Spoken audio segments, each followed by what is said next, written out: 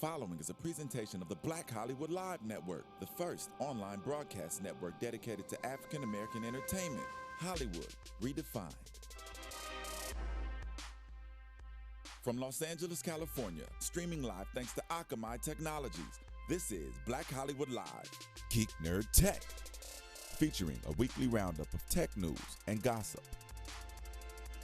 Black Hollywood Live, Hollywood redefined. You're listening to Black Hollywood Live.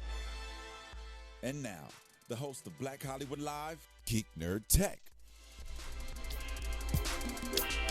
Welcome to Geek Nerd Tech, the show we break down nerd culture, tech news, nerd culture and tech news from a black and brown geek perspective. I'm Joe Braswell. I'm joined, as always, by my man Achilles Shine. Yes, sir. How you doing? I'm doing good, man. Living life. Glad it's Friday, man. Friday. It's still sunny and hot. SoCal, man. It is. It's way hot. Too hot for the fall. We triple digits today, I think. Yeah, we are. Global warming is not a hoax. I'm joined in the booth by the lovely Alexis Torres. Hi, everybody. Did Alexis. you guys like the song that I picked? I do. I smell you. I missed the two of you. Just the two of us. That's why I did it. We can make it if we try. Nice. Just two of us. You and I. That's so nice. And Achilles. Aww. Damn, just pushed you out. So let's talk about this week. We're going to get to some pop culture stuff, some James Bond and the Martian, which I can't wait to talk about because I love the Martian. Shit was dope. And some science and stuff in there. But before that, we'll get into our normal tech news. Yeah. And I want to talk about this new thing that Campbell's is doing. As you can see, if you're watching us on YouTube, you can see it on the screen. They're doing this Amazon's voice control system, which Alexa. The Alexa, nice name. Heck yeah. Chill. Do you remember that? The irony here is, do you remember that weird Progresso soup commercial? Yes. When the guy's in the kitchen and they do that stupid thing where they pull a string of can. Yeah, and like he can the wire telephone. Yeah, thing, like I'm gonna talk to Progresso and talk to the chef at Progresso. Mm-hmm. Like, I mean, probably one of the most just ridiculously dumb campaigns ever. Well, hey, Campbell's. It made you remember it. No, they did their job. Well, they did like 5 of those commercials. I'm like, what's with the string and the can? Really? Bringing it back. But Campbell's actually doing that in real life because you can press a button and talk and get some recipes from your soup. What do you think of technology, Keely? I mean, I think it's cool for Amazon. I think it's great because they're trying to figure out other ways again to keep people in their ecosystem. So, like, hey, if you're buying products already, why not give additional content that will, keep you enriched and engaged? And I think it's good for both because it's I mean, aside from people buying the actual food product, people also gravitate to Campbell because of the recipes. And so for them to be able to populate the recipes through the channel of Amazon, I think is smart. And so, yeah, synergizing both of those things happening and then trying to amplify that to other products, I think is a great move for Amazon. Again, I think it's revolutionary. Right, I agree. I mean, it's interesting technology. I think it's a good. I mean, it's the ultimate brand integration. It speaks to Amazon being a place that doesn't really make stuff. Well, they make some stuff. They make the Fire and the Kindle and whatnot. Right. But they don't really make so they sell stuff, right? So so they're the ultimate sort of opportunity to be the ultimate brand integrator and aggregator because they can have these deals and things with stuff that they sell. Yeah. Through Amazon Fresh or books or everything else, and that's fantastic. So I really like this a lot. Alexis, would you use it at all? Yeah, I mean, I know how a lot of people nowadays are using like their phones to look up recipes and stuff like that. Like, Siri, can you give me a simple recipe for chicken or something like that? Right. So I feel like if Amazon can get into that game, I feel like it's great. And I actually want to know if this is actually going to be a good product or not. Since everyone's just like, oh, it's just a smaller version of Siri, but in a Bluetooth like speaker or whatever. And I was like, I mean, I don't know. It seems interesting. It does seem interesting. Yeah. We'll see. Next, this is a story built for you, Alexis, but this is also something we've been talking about, which is not a news flash at all. There's we're talking about a new study that says by 2025, half of the consumers over 22 won't pay for cable. The cord nevers, they're not going anywhere. The cord nevers are here, and they're just going to grow and grow and grow and grow. And again, we talked about this before. This reminds me a lot of the record industry, like the people in the record industry, like really holding on and fighting stupid. I mean, again, the proverb says it all. Like either find shelter or build windmills, and I feel like you got to be in the business of building windmills. Like it's innovate or die. Like the whole like sticking sticking to your guns is only admirable when it's not idiotic. Right. That's just what I wanted to know, because I know some people are like, oh, good for you. I'm glad that you're sticking with your gut or whatever. Right. So I just wanted to pick your brains about that. Yeah, I think it's dumb. But what's not dumb is speaking of innovator die or like building windmills. I think Hulu's done a great job of that, because they've expanded their Viacom deal. They have a deal with Viacom, who owns Comedy Central and MTV and a bunch of others. They expanded their Viacom deal to exclusively stream Inside Amy Schumer and other shows. Why this is news is because one of the main criticisms of these streaming services like Netflix and Hulu for the networks is the loss of their brand identity. So when you are a show like The Americans on FX, once it goes to Netflix, in 5 years, 6 years from now, 10 years from now, FX who? Exactly, it's The Americans on Netflix. I didn't even think about that. Actually. You never think like the kids who are watching like Prison Break, they don't know that was Fox show. People are still watching Prison Break. Prison Break's one of Netflix's #1 shows. But it doesn't even matter now. Seriously. Like watching it on FX, I'm gonna be like, oh, I'm watching it because it's on FX. Right. Who cares? You're watching it because it's interesting to you and emotionalizes you. It doesn't matter where the home is. Well, it doesn't matter to you, but it matters to the network. It definitely matters to the network who's trying to build a brand and identity off the kind of shows that they have, the type of shows they have. They're also trying to get advertisers and viewers to come to their network for the type of shows they have. Right. And then also when they this is why networks now are in the business of producing their own shows. It used to be if you're a network, it was fine if Fox will produce a show and I'll air it on my network, a la Modern Family, or Fox produces Homeland and the Showtime can have it. Yep. But when that show goes into, when someone else buys that show, Showtime's gone. That's right. And Fox is just collecting that check, That's for Homeland. So it's very important for these studios now to own to own what they do, what they have. So when it goes to other places, they keep it. Yeah. Exactly. But why this is cool for Hulu is what they're saying is they're going to if they can get into the business of exclusively streaming certain shows, so we know that you can only find it here on Hulu, and they're acknowledging this is their deal with Viacom. Right. Then it becomes, and Hulu is totally great about keeping the Comedy Central logo around and keeping it branding there around. Hulu's like, that's cool. Like even this the screenshot I'm looking at, the Comedy Central logo is in the bottom corner.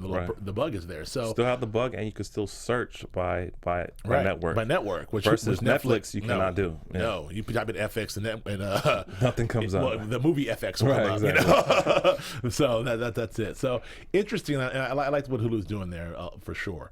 Moving on. Speaking of communications and young folks, it's another study that talks about emojis are the preferred communication amongst everyone. Nope. Honey bunches and nope. Really? You're out because look. I think it's so stupid. Man, anybody can send their hate to me and they can do it through emoticons. Right. I don't give a fuck. But no, I think it's so dumb when I see my brother sitting there and they're only using emoticons to communicate to their friends. I'm just like, what is happening? Let me give you some numbers, Alexis. 30% of people use emojis several times a day.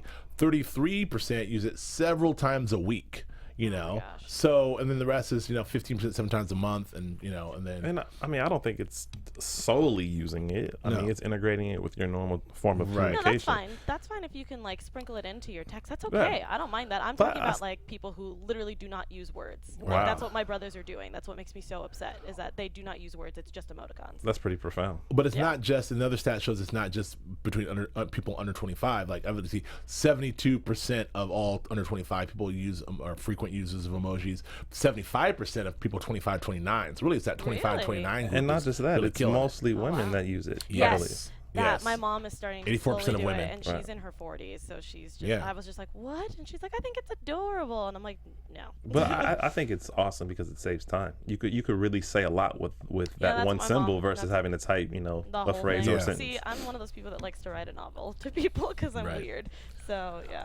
Well, I want to transition into something that I'm thinking about too, because I want to talk about DraftKings again, because obviously we talk about fantasy football all the time because I love it, and there was a game yesterday, and we love DraftKings here, obviously, and DraftKings if you love fantasy football and you don't want to wait 16 weeks to get paid, and you don't want to, have the thrill of fantasy football without waiting throughout the whole season, and you just want to dip in and dip out, DraftKings is the way to go. You can either if you're a highly skilled guy who wants to really get in there and pick their players, know what they're doing, like myself. Or the casual player who just wants I'll just pick a bunch of players and see what happens. It's easy no matter what you want to do. The thing about DraftKings, they drop a new millionaire every single week. Every week they make a new millionaire. It's like you take your love for fantasy football, it can turn into a life-changing payday, which is fantastic. You pick your players, you get points, that's it. It's super easy. I've done it. I do it. What we're offering here is obviously, if you want to try it out, you can go to DraftKings.com now. Use the promo code GEEK. You can play free for a shot at the $1 million in this week's Millionaire Matchmaker event. You can enter GEEK for free entry now at DraftKings.com. That's DraftKings.com. I mean, it's still happening. It's still cracking. This happens every single week, y'all, so get on it. Yeah, I just won money recently. See? On the DraftKings, and I used our code and everything. See? My friend Ray is like stacking on DraftKings right now. Getting your checks. Yep. Yeah. I got like $110 off my last one. Wow. Okay. Yeah. Okay. Take us out to lunch. Stacking. I mean, I would love to. Rack stacker. Okay. I'm gonna send you an emoji. Send you a $sign emoji. Winky face. A winky face $sign chicken plate. Oh, nice. All right. So moving forward, I think I want to skip. What's next? Is this what's our next story? This is I think it's the Africa story. I can't Facebook. remember. No, NASA. This is Okay. NASA story. No. Yeah, I have to skip that one. Do you, because I don't have the thing. Want to talk on about that Lex one. Luthor? No. Oh, is that next? Why is that next? That's what's on my list here. Oh, okay. We can talk about Lex. It don't matter, man. We can rap about whatever, man. Okay. You know what I'm saying, man? Africa, Lex Luthor, it doesn't matter. Lex. Oh, I see what happened. Facebook. Okay, yeah. So Lex. Well, New York Comic Con just happened. That was a lot of things were cracking in New York Comic Con, and I know I have all my friends sending me stuff from Comic Con. yeah, and it's something that's funny because I never ever go to New York Comic Con. Yeah, like I never even think about it and never even go. But although it's something that is growing, is never. I won't say will never, but it's not anywhere near where San Diego is. No. But it is growing, and it also becomes a place now, increasingly becoming a place where, like San Diego, you get to launch your movies and you get to launch a lot of your things outside of comic books. That's right. And so there's a lot of promotion going into the 2016's Batman versus Superman, including a cool thing they did where Lex Luthor was able to provide attendees with so cool with free internet, and I think it's a really cool thing. That was a great way to brand the movie. That's 'cause a great- Lex Luthor would actually do that. Sure, And it's a great way to collect people's information. Yeah. Yes. That was the other thing was I was like. And they're doing a lot with this whole LexCorp thing, and really there's LexCorp profiles showing up different places, and it's a lot of cool stuff that's happening. I don't know. What do you think about something? I mean, I definitely think it's cool. I like the brand integration. Yeah, the integration of going to an experiential thing where you interface with all different forms of content, whatever, and now you are actually a part of the movie in a sense. Like you feel like you are engaging on a different level. So I like how they did that. I think it's a cool way, again, to collect information because now your email's in their database that can send you maybe promotional things or whatever, and also you got free Wi-Fi. Right. I think it's dope. I like the response. It's like free Wi-Fi will be provided at the Jarvis Center by LexCorp, and then the whole thing is like cool. LexCorp unites humanity through technology. We believe technology is a means for communication, unification, and a source of inspiration.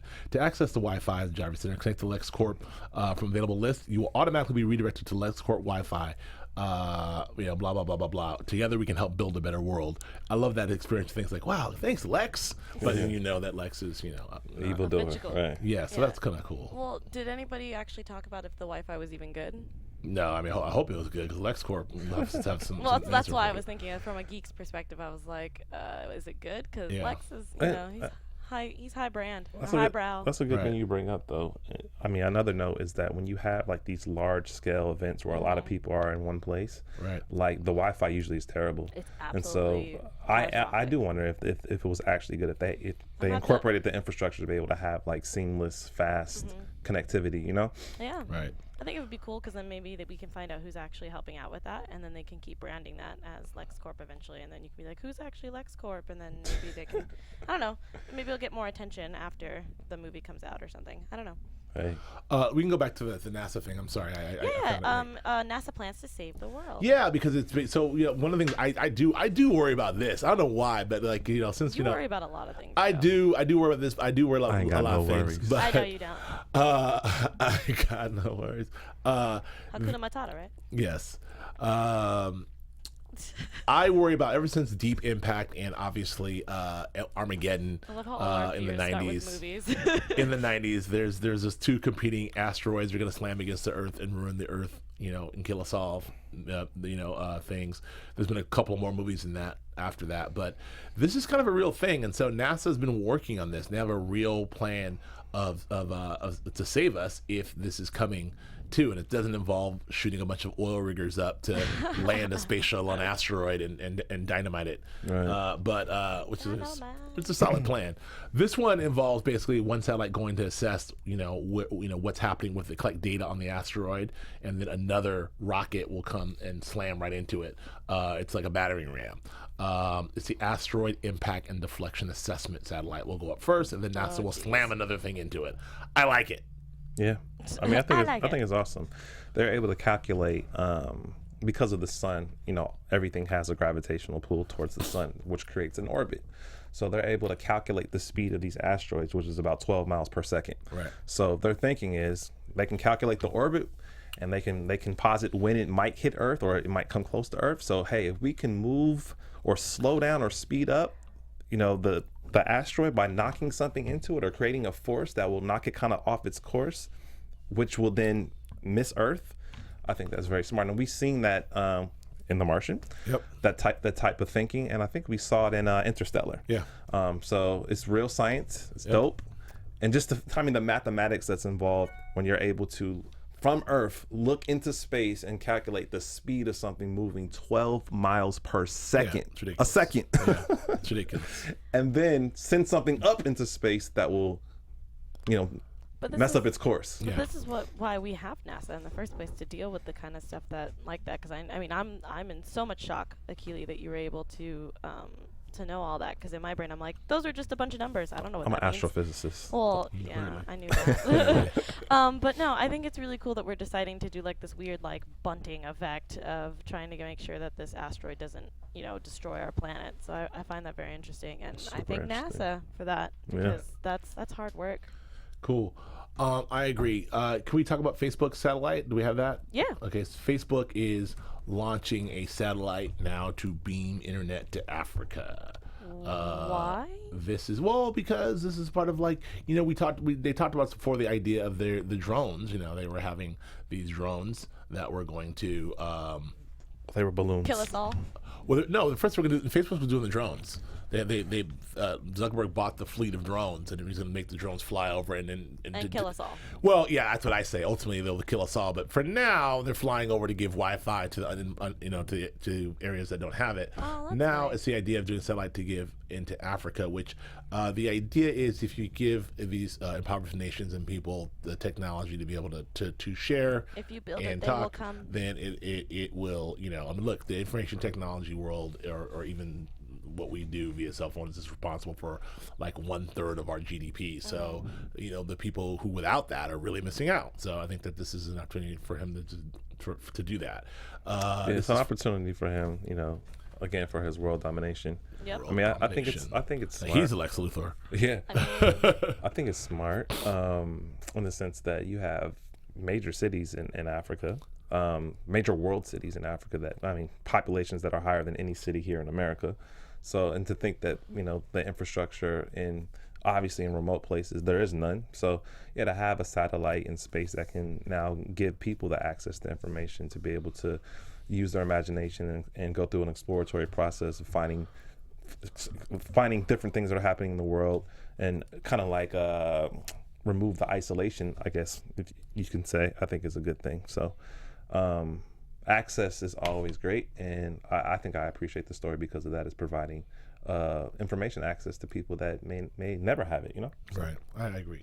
Good for Luther and Zuckerberg. Sorry. Let's talk about something that I'm loving still. It's a little movie called The Martian. All right, so I haven't seen it, So Okay. don't do too Spoiler much. alert. Okay. All Oh, spoiler alert. crap. He gets stuck on Mars. No. He di- Seriously? No, he dies at the Spoiler I alert. knew it. They all die, right? end. Yeah. Everyone dies. But he gets rebirthed into a Martian. Oh, well, that's cool. I'm glad. But no, I've heard really good things about it. Everyone's been telling me that this movie is fantastic. The cinematography is breathtaking. Like it's supposed to be like there's suspense, there's action, you cry, whatever. Like so, I'm very excited. I'm seeing it tomorrow. Well, you should see it. The thing about The Martian is it is and was a book. It was a self-published book, and Not exactly. No, Not go ahead. exactly. It started as an ebook and Ebook. wasn't completed, and Really? it was free on Amazon. Right. It was like a few chapters. It Yeah. wasn't completed, and because it got a lot of traction, he completed it, and then he began to sell it, and then became a New York Times bestseller, and Wow. then it was transformed into a Quite the screenplay, journey. Right. and now a movie. And it was, but it's skipping that just from its humble beginnings. Speaking to this guy's voice, it became a New York Times bestseller, which is one thing, but it also became one of the most popular audiobooks of all time. The audiobook of Really? The Martian is supposed to be amazing. If you know audiobooks, I guess the way that story's told, Do we the way know who narrates it? I don't remember. I I think it's Morgan Freeman. Of course. I'm the Martian. That's my Morgan Freeman. That was the worst Morgan Freeman ever. It's not good. I'm just kidding. It's not good. But so there's that. So then obviously the screenplay, Ridley Scott directed, Matt Damon stars. It's got a fantastic cast of supporting people, which include Jeff Daniels and How did Matt Damon do? huh? How did Matt Damon do? Oh, he's Matt Damon. He was dope. Well, I mean, because some people have been saying he's been getting a lot of heat in the press. He's got like as heat of in the press recently. lately for a couple of things. But not for acting. but No, but not for acting. acting. But I'm just asking, just in general, how did he do? I mean, Matt Damon is dope. Alright. He's one of my guys. He could do no wrong, in my opinion. I believe him every time. School teacher, sure. Super spy, perfect. I think what's dope about this movie is that, I guess in Hollywood, Mars films aren't successful. Right. That it's hard to get them greenlit. Yeah. Like, the last few films about Mars, tanked. John Carter on Mars. Exactly, tanked. That's completely different. For them to be able to, But even with Mars in the title, is like Exactly. a loser. exactly. I know. Hollywood looks which at those makes me really statistics like sad. that. Go ahead. Because you got to This is think, like, Martian. for the course of the movie, it's just him, Yeah. Like, he's carrying the movie. It's I like- almost I like like Castaway. Yeah, exactly.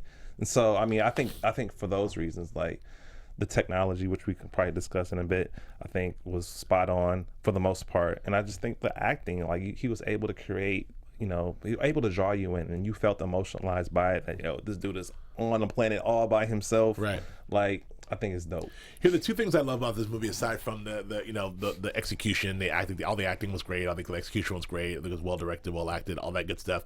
But what I loved about the movie, two things are the message. Number one, that the heroes in this movie are all sort of scientists. This movie's a big, fat commercial for NASA. scientists, NASA, science, and engineering for STEM, really, right? Yeah. It's a big, huge commercial for that because the whole movie is like, we have a problem, let's work the problem, let's figure it out, but it's done in a way that's like realistic with like JPL nerds, like who are really looking like JPL nerds. Are you guys gonna go to JPL this weekend since it's opening up again? I don't know, no, but maybe I will now. The Martian may want me to go. To your point, I like that we are in a time where, like, we don't have to just have movies that are just action based, Right. or movies that are very niche based for adults. Like, we can have something that's kind of like right in the middle. And I feel like this movie, it speaks to it speaks to you in an intellectual way, but it Yes. also gives you the action things that bring about a sense of catharsis and gives you that entertainment value. So I like the fact that it's really synergizing both of that. Like, it's feeding my mind. Like, I left away like thinking about space and science and wanting to like learn more, and also like, this shit is dope. Like, Yeah, and the little characters like I keep saying Corey Glover, but like Donald Glover's like astrophysicist character who's who comes up with a cool idea, and all different types of scientists and how they're working these problems is great. And the other thing I love about this is the message. The overall message is, and which is what I'm not gonna. Well, it's hard to spoil it, but whatever. The overall message, which is given, which is like life, or in general, you're gonna be in some situation, somewhere, some kind of way, and there's going to be a lot of problems. Sometimes life-threatening, sometimes not, and you can make a choice to either like lay down and die or forget it, or you can could build a shelter, or be a windmill. Exactly. Or like you said, you can either make a choice to lay down, or you can just work the problem. Right. And make one problem. Once you solve another, there'll be another. You work a bunch of series of problems, and then you get yourself out of it. Right. Just have yourself in a place to be able to like, this is happening to me. Let me work the problem. Let me work the problem. Let me work the problem. Then ultimately, you solve a series of problems, and then you survive. And it's kind of like a good philosophy in life. It's a good philosophy in business. It's a good philosophy in relationships. I think it's good philosophy in survival. That's it. Like the movie highlighted human persistence, human will. Yeah. Like, don't give up. Yeah, work the problem. No matter what the circumstances, no matter how dire they are, like you can still find a stream of hope. Yeah. Okay, so I have a question for the two of you. So now that we've seen two probably very successful outer space movies, which one is better, or not better, but which one did you like the most, Interstellar or The Martian? It's slightly troublesome to me that people are comparing Interstellar and The Martian. I think that like once you see The Martian, you realize it's not a fair comparison, but there is a comparison to what's great about Interstellar, what people like Neil deGrasse Tyson loved about Interstellar, and he said this on record a few times, is it's a movie where all the heroes are scientists. Everyone in that movie is a scientist. Right. Even Matthew McConaughey is a scientist, and they're all up there doing science. And the fact that they're like astronauts going up they're not astronauts swashbuckling. They're all scientists trying to again work the problem and figure things out through science. That's very cool. Like the heroes in the movies, first time heroes in movies are all lab coat nerds, doing stuff. And I think that's great about Interstellar. Very similar thing to The Martian. It's presented like these guys are all sort of like they're astronauts, but they're all scientists and engineers trying to work a problem. That to me is the only comparison. Okay. And there's NASA in both. I think another comparison is that they didn't stray too far. They didn't. The movie isn't built that much off of fantasy. A lot of what we see scientifically is actual true science. It's positive. It's plausible. Exactly. So I like that about it. That they're actually it's a teaching moment. They're actually teaching the audience what's happening in science and technology and what is plausible, possible, probable, all of that. Yeah. And I think in a way it's promoting younger minds and even older minds to like want to dig a little deeper in terms of like maybe investing their time and education in the STEM program, or sending their kids to space camp stuff like that. I think that is the takeaway for me. Yeah, I mean that's what I noticed from Interstellar. After the movie came out, I go to JPL whenever they open it, and I'm seeing more kids there now. I mean, like there's obviously you bring little kids because they get to see spaceships, and you get to see the command center, control center, or whatever. Yeah. But I'm noticing a lot of like people my age, maybe high school students that are not just like, oh, we love space. Like it's actually people that are just like, I'm actually kind of interested, and it's just really cool to see that these movies are starting to bring in more people to learn more. So I completely agree. I just wanted to know if anyone actually had any crazy like, no, Interstellar was better. Well, I mean, they're two different. I loved Interstellar. A lot of people didn't like Interstellar. I loved Interstellar because I love Christopher Nolan. I thought the filmmaking was great. I didn't love the ending of Interstellar, kind of where it took us. Yeah. But I'm okay with it. I literally love The Martian from beginning to end. But the other one I throw in there is Gravity. That's right. I did forget about Gravity. But in the three of those movies, Gravity came under the most fire for like the science person, and just in terms of like the way objects behave in space. There's a lot of dramatic license taken that for the movie, and people like Neil deGrasse Tyson went on big rants about how this is no good. Neil deGrasse Tyson goes on rants about everything. He does, and then Interstellar came out, and people were like, kind of mostly like this is plot. This is all this stuff that seems to be rooted in something that's real, even though we're talking about abstract things we don't know, like black holes. And then The Martian, for the most part, you can nitpick a lot of stuff in The Martian, but for the most part, they're pretty accurate. Yeah. There's a good they did their homework. Yeah, there's a good article in The Guardian about that speaks to that. Sort of goes through like what how things behave and what and how close do they get things right in terms of some of the things that Matt Damon did on Mars. It's cool. Kind of also there's a bit of MacGyver in that whole thing. I kept thinking of like MacGyver the whole time too. MacGyver on Mars. Anyway, literally two more quick notes and we get out of here. Daniel Craig is just he did one interview, and it's like the interview that like shot fired around the world. He did one interview sort of saying like, I'm ready to move on. I'd rather slit my wrist than be doing another James Bond. That what he said? Yeah, he said that, but I think it's kind of, I don't say it's taken out of context, but I think what he was saying is, I just finished this movie. Don't come to me after I finished a movie of getting beat up for fucking 3 months. I don't take it that way. And then say I don't want to do it. But he did go on to say that, you know, because he just said like the only reason I would do another one is if you pay me, it would be for the money. Like if they pay me enough money, I'll do it for the money. I take him straight for it. I don't think he wants to do another movie. No, I think he's tired. He's done. Like it's taxing on him. He can't do his other time, movies. his body, all of that. Like I think he's over it.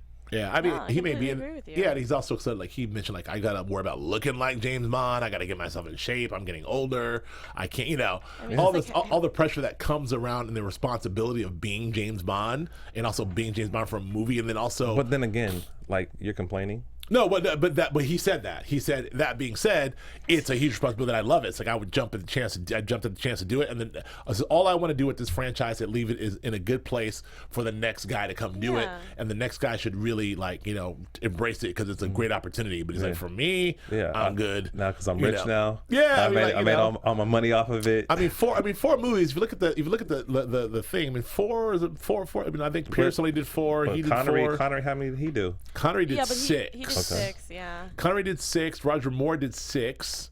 Timothy Dalton did 2. George Lazenby did 1.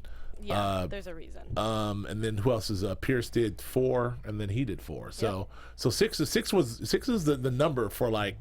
Yeah, but Connery loved being Bond for a long time. Well, Connery did 7. If you count Never Say Never Again, which was like, I liked that when it came out at the time. I didn't like it. But I saw it in 1983. I was like 12 when I saw it. That's the last time I saw it. He had the toupee and everything. I need to watch that again, actually. I remember liking it at the time, but maybe it might not hold up these days. But yeah, no, I feel bad for Daniel Craig because I know just like Harrison Ford has talked about, he will never be Indiana Jones again. Obviously, and he's 75 years old. Antonio Banderas, after he did his last Zorro movie, he was just like, there were so many pill bottles 50. to help me going through everything. Yeah. Kind of stuff. But like they still loved their title, they just won't do the movie again. And I will say that it's hard to say because you look at like a guy like Harrison Ford, who was really like he's been. With Han Solo, like he was cool. He was done with Han Solo after Star Wars. He was like this. I've told this story has been told. I mean, I'm cool on it. And then they talked him back in The Empire Strikes Back, and the reason why they froze him in carbonite because actually all the actors signed the 3 picture deals except for Harrison Ford because he was like, I'm not sure. And after Empire Strikes Back, he's like, I'm not sure. I could get it from their perspective. Yeah. Like you don't want to be boxed in as, hey, that's what you are. That's what you do. I only see you as that. Like you want to be able to try different roles and use your gift of acting in a different way. But I mean, there's tons of people that would love to have that opportunity. Exactly. Yep. So it's and the whole the revisionist. I mean, Harrison Ford spent 35 years of like rolling his eyes every time someone brought up Han Solo, and now at Comic-Con he's like almost in tears. Like I'm back to being Han Solo, and it really means a lot to me. Right. So, it's also been like a really long time though. Yeah, well, it's been like 35 years. So he's at, and to that point, not to go on all Harrison Ford, but he's also reprising his role as Deckard in Blade Runner 2. Yep. So him and Ryan Gosling. So that's he came back to Deckard. He didn't want to do that. He read the script. Ridley Scott gave him the script, and he said it's the best script I've ever read. Yeah. So he's doing that. He did another Indiana Jones film, but he probably shouldn't have. So I don't know. I mean, I felt bad for Harrison Ford in the last one, but in the last Indiana Jones because I was like, oof, poor guy.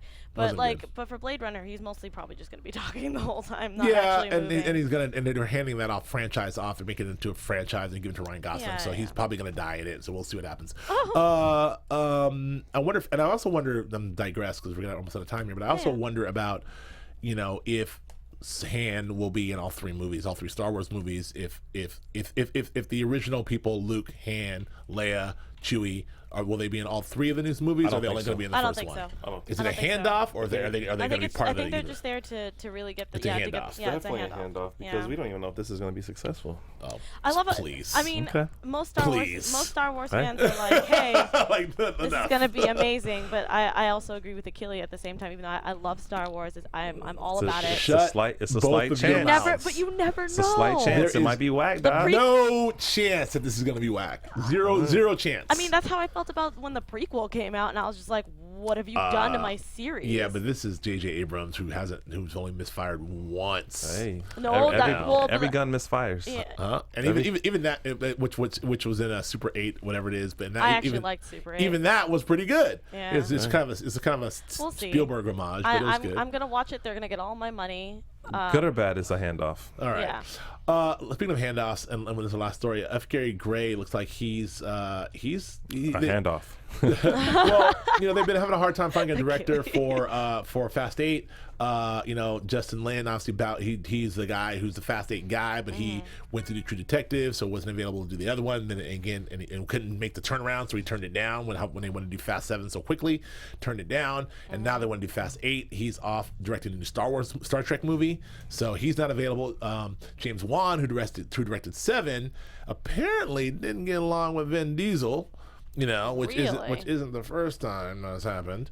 Vin Diesel, for good or for bad, is notoriously difficult to work with, and we take that for what it may mean. I didn't know that. Yeah, I mean, this is kind of his first go around as a star is what happened to him, and he kind of went into Hollywood jail for a while, and then he's back, and now he's back with all the power again, and he's the witch hunter, and he's doing stuff again, and so word on the street that those things that were coming out, like he was saying, I'm going to direct 8. That's where he was at. I'm directing it. Vin Diesel? Yeah. He should. He directed the first one, right? No. Yeah. The first one? I believe so. I'm going to look it up. But No. I believe so. No, he did not direct the first one. The guy who directed... Or he had some type of director credit, something. Because the first one... No, the first one was directed... I forget the guy's name, but he's...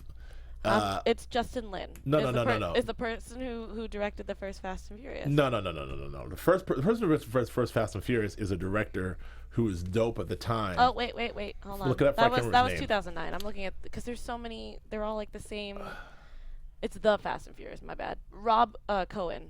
Rob Cohen, yeah. So Rob Cohen directed the first one. He directed a couple other movies like Stealth and some other cool stuff. And he was a good action guy at the time who's kind of fallen off since. But man, they've had a different... director a lot of the until time. Justin Lin. Yeah, until Justin Lin. So it was Rob Cohen, and then it was John Singleton directed the second one, and then Justin Lin did 3, 4, 5, 6. John Singleton did 2 Fast, 2 Furious. Right, and then Justin Lin did 3, 4, 5, 6. James Wan did. And then Wan did 7, and then now F. Gary Gray. Jeez, I think Vin Diesel should just do it. I think it'd be better.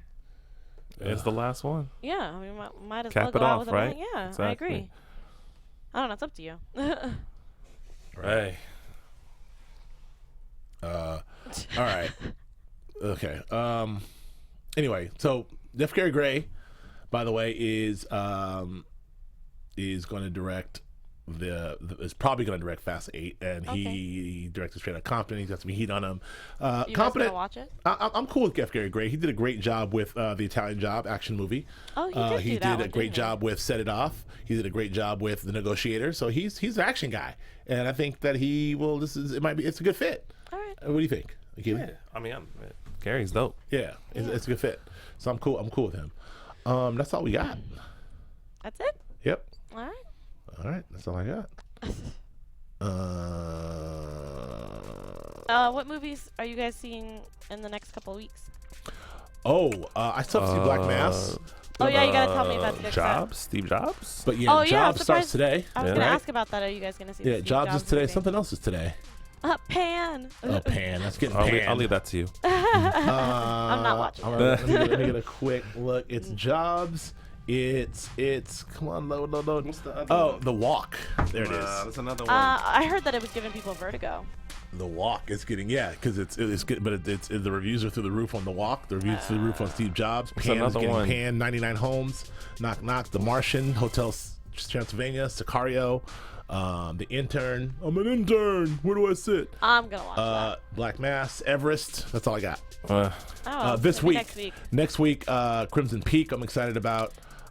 Bridge of Spies. I'm excited about. That's the really one. Good. Bridge of Spies. That's next week. Yeah. And then and Goosebumps, which I'm excited about. All right. All right. Well, we'll see you. We'll have more to talk about in all of those instances. Where can they find you? You can find me. Oh, thank you very much. You can find Akili at where? Yeah, you can find me at Akili Shine at Instagram and Twitter. You can find me at Joe K. Braswell, Instagram, Twitter, and Periscope. Thank you so much. And Alexis, we're going to kids find you. Oh, at ATORS890. Great. Have a good weekend, guys. Okay, we'll see you soon. Bye. Bye. From executives Kevin Undergaro, Dario Kristen, Tiana Hobson, and the entire BHL staff, we would like to thank you for supporting Black Hollywood Live, the first online broadcast network dedicated to African American entertainment. For questions and comments, contact us. info@blackhollywoodlive.com. Like us on Facebook, tweet us, or Instagram us at BHL Online. And I am the official voice of Black Hollywood Live, Scipio. Instagram me at KingXOBay. Thanks for tuning in. Hollywood redefined. The views expressed here are those of the host only and do not necessarily reflect the views of BHL or its owners or principals.